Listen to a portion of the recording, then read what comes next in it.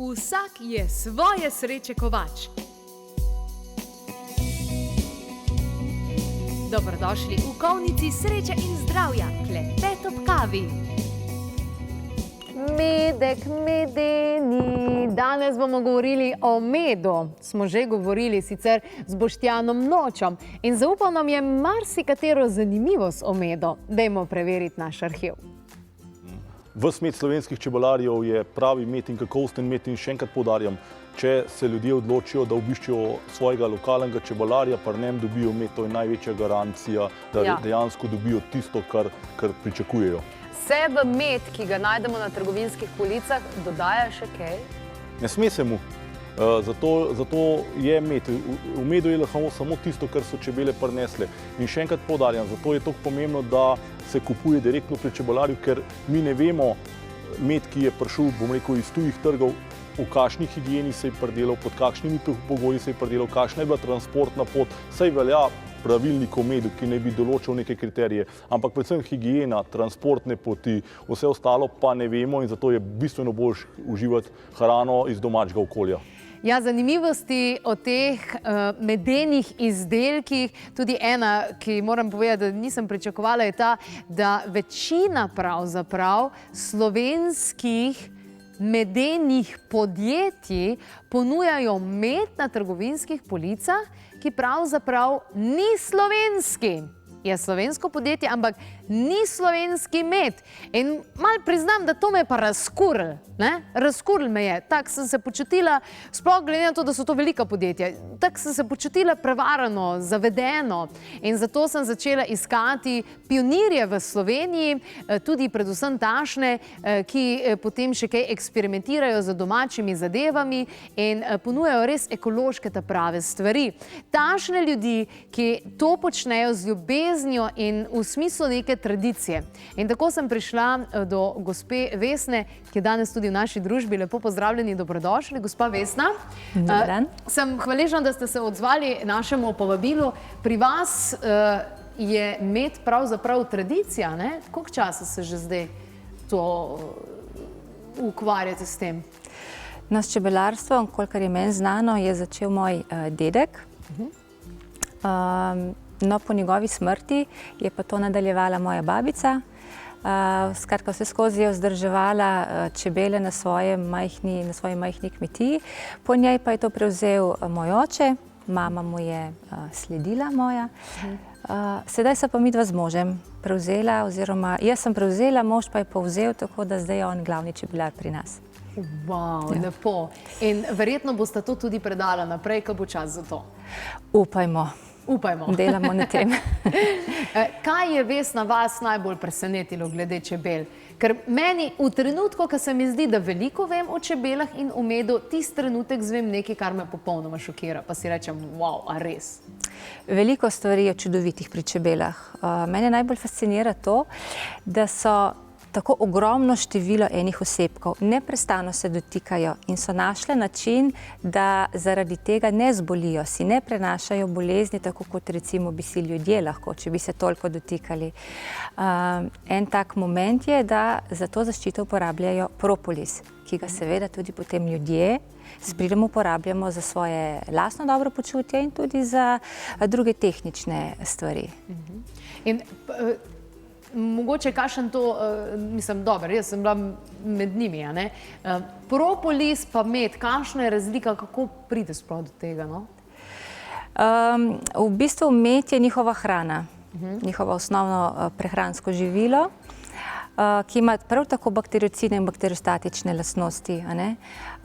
Propolis pa je prav namensko v čebeljem panju zato, da zaščitijo svoje domovanje, da zaščitijo recimo tujke, ki pridejo v njihov prostor življenjski, recimo kakšna večja žival, ki jo sicer pokončajo, ne morejo pa jo odnesti iz panja. Takrat prevlečajo to z drobno plastjo propolisa in njihova okolica je zaščitena.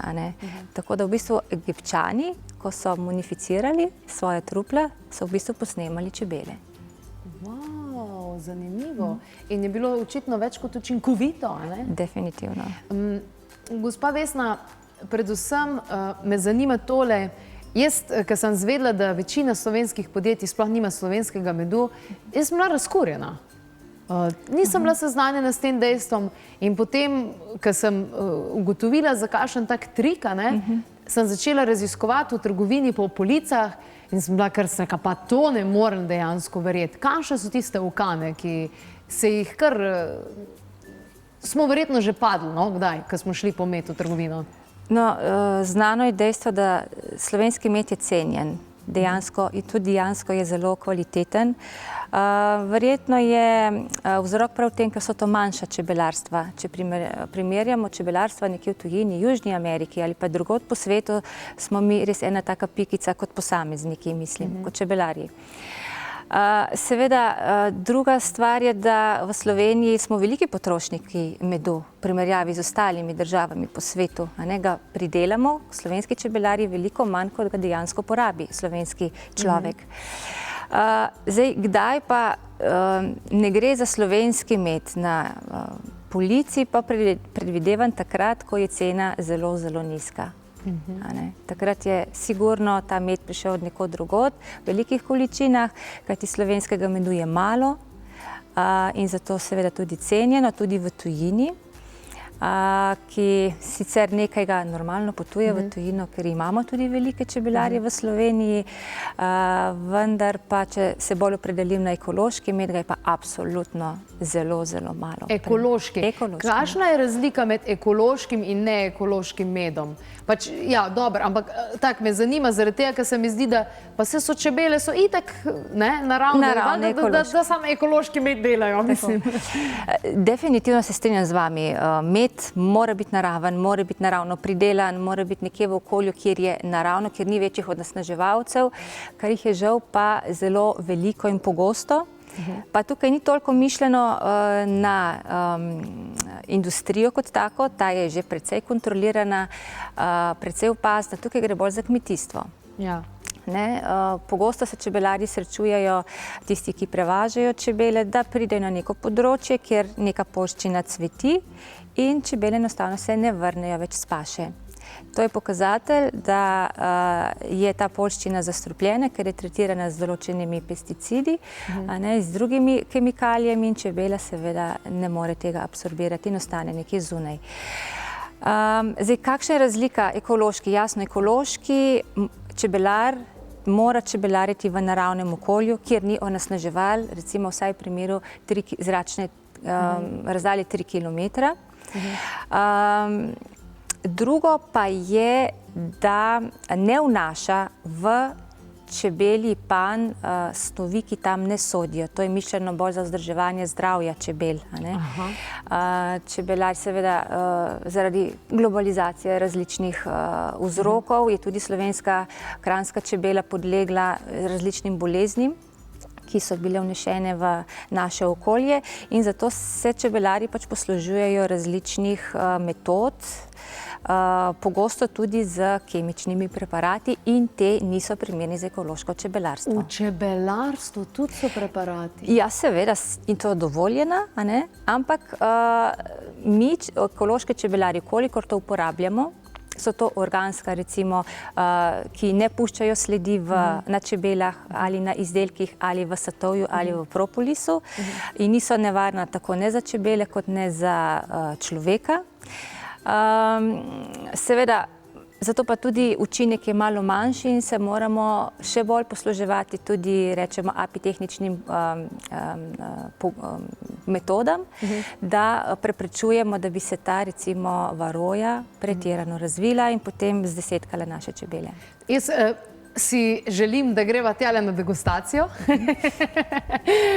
ker me zanima še kaj več v praksi. Vam je uspelo tudi združiti z medom nekaj neverjetnega. Tale trenutek bomo tudi pogledali, kaj pomeni in kako je označen ekološki med in slovenski med. Mi pa bomo pogledali tale eksperiment, ki smo ga mi naredili, pa smo ljudem dajali, da poskusijo eno zadevo in sicer bomo kar povedali, kaj je. Sirup rdeče pese. Sirup rdeče pese. Endovital, ja. Endovital. Se pravi, to je mešanca ali kaj? Pripravljanje rdeča pesa, v bistvu pač sladilo je pa med. Tako bom rekla, gre za surov sok rdeče pese, da obdrži vse svoje osnovne sestavine, ki učinkujejo potem na naše zdravje, počutje, kakorkoli že.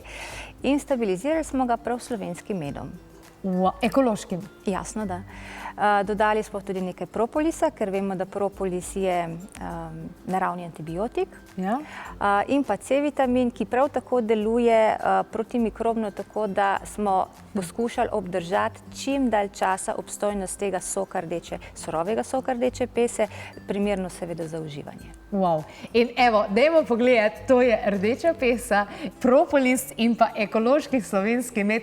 Nismo nobenemu povedali, kaj to je, poskusiti so mogli, ker se veste, sok rdeče pese noben glih zlahka ne pije.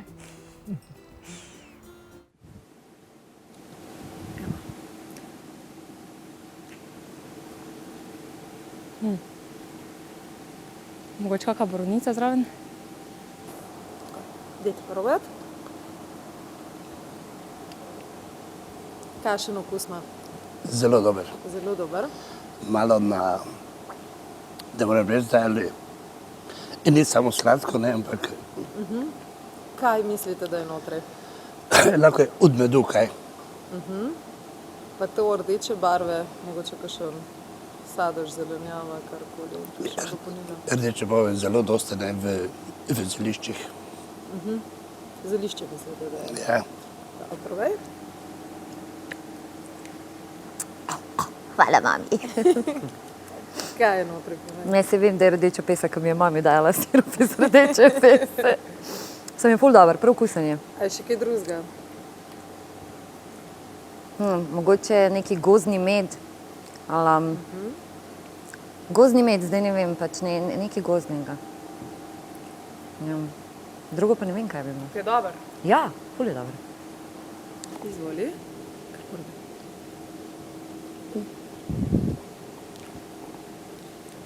Kaj misliš, da je?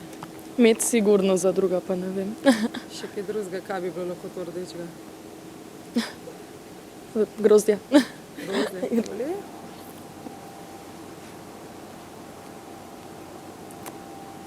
Ja, malo je tak meden, kot da je bilo med, pa še neki bolj, ni glih maple sirup, ampak nekaj sadnega je še ziher zraven. Kaj? Da bi še malo. Med je, pa neka češnja.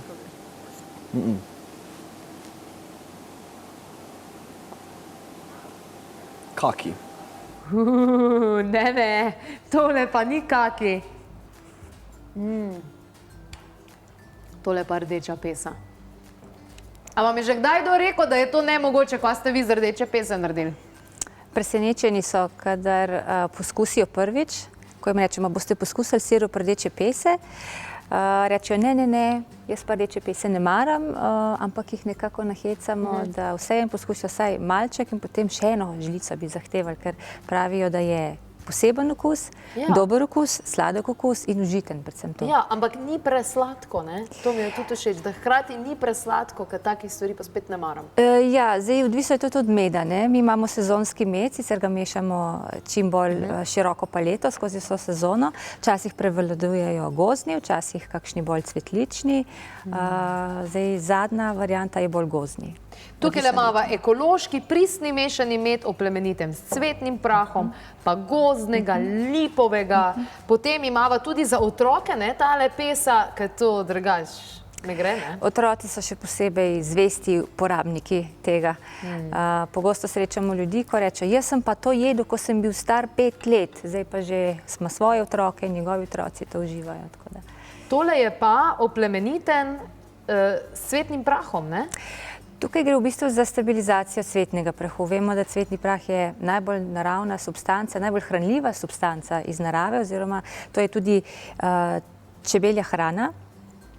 In na zraku se tudi hitro pokvari, če dalj časa hranimo, mi pa to dodamo medu, s tem podaljšamo obstojnost cvetnega prahu in lažje uživanje, ker cvetni prah, če ga nekako zmešamo skozi vso sezono, kar ga naberejo čebele, lahko majčkeno zagreni, je težje užitno, z medom pa se to posladi, tudi lažje se absorbira, tako da je lažje zauživati.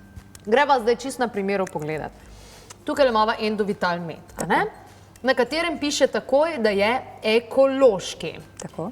In ima Biodar certifikat in tale ekološki certifikat. Tako. Se pravi dva, a ne? Ta je pravi ekološki, ta je pa kakovost.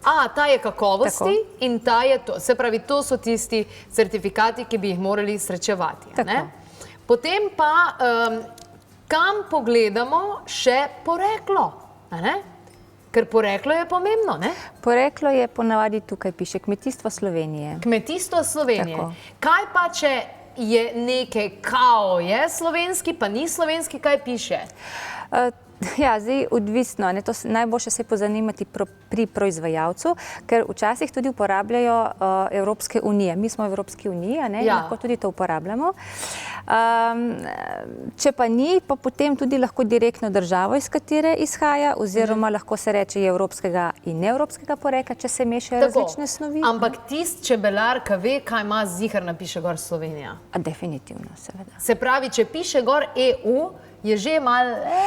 Ja, nekaj je, lahko tudi kakšna druga primesnota. Zdaj, če govorimo direktno o medu, potem verjetno, da ni samo iz Slovenije. Tukaj imate tinkturo propolisa ekološko. Ne? Tole ste mi prej že nekaj povedala, da bojda, da je tudi za rane pa tak. To je najboljše sredstvo v primeru, kadar gre za kakšne zunanje rane. Nekateri uporabljajo tudi za kakšne razjede na ustnicah ali pa v ustni votlini. Seveda lahko ga tudi zaužijemo, lahko samega, lahko pa nakapamo na sladkor ali pa najboljše še na med, tako, ja, in pojemo. Zelo lepo diši, ja, ker to so smole različne, nabrane iz različnih rastlin, gozdnih, poljskih. Je pa potrebna previdnost pri jemanju propolisa. Zakaj? Ker gre za naravni antibiotik in v velikih količinah lahko razvijemo neko preobčutljivost, alergijo. In je kar treba paziti, da ne predoziramo količine. Da ne predoziramo količine. Prinesli ste tudi macerat iz smrekovih vršičkov v medu, ekološki, prav tako. Tudi tole si bomo sodila probati, ker...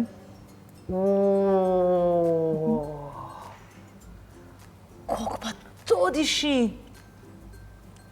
Aha, pa takle sploh ni toliko, ne? Se mi zdi, da je... Je zelo tekoč, kar nekatere morda celo moti, ampak to pomeni, da je dejansko macerirani smrekovi vršički so v medu. Ni samo dodan ekstrakt v med, ampak je... Smrekovi vršički so potopljeni v med in med potem povleče pač vso tekočino, vse hranljive snovi, se pravi recimo grobam eterično olje in terpentinovo olje, C-vitamin. Sicer zdaj po ljudskem izročilu poznamo v zadnjem času, v zadnjih desetletjih, sladkor. Še prej so to dejansko delali v medu. In je bilo veliko bolj zdravo. Evo, najlepša hvala, gospa Vesna, hvala, ker ste pionirji v Sloveniji, kar se tiče čebelarjev. Endovital, dajte si malo pogledati. Vam pa, gledajte, tale sirup, rdeče pese, pa še ekološki, stabiliziran z medom, s propolisom, pa kaj še hočeš lepšega in to dejansko spraviš vsakega človeka, ker je dobro, dejansko, prav res. Moje stranke pač nimajo časa, da bi si kuhale, hočejo pa kvalitetno hrano. V bistvu niso niti veganci večinoma, ampak in vem, da moram potem kuhati okusno dobro, ne?